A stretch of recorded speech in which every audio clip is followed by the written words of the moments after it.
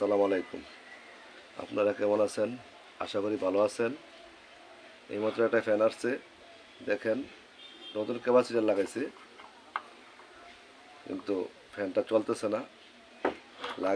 লাগানোর সময় এটা ভুল লাগাইছে। এই যে দোনোটা তার, এই যে কয়েল থেকে যে তারগুলো আসছে দোনোটা তার একসাথে লাগাই লেছে। এটাকে ভাগ করতে হবে, ভাগ করে উপরে যে কারেন্টের লাইনটা এটার সাথে এটা দিতে হবে, এক সাইড দিতে হবে।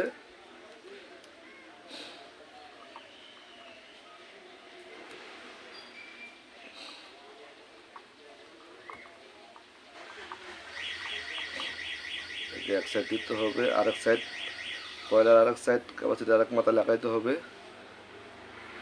যদি এর ভিতরে উল্টা ঘুরে,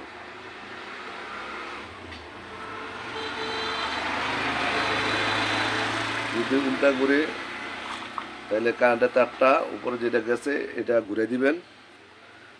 আশা করি ঠিক হয়ে যাবে। বাস বাসে ঘুরবে। ওই যে দেখেন, সব সময় কারো যদি ভুল লাগান কয়েলের সমস্যা হবে।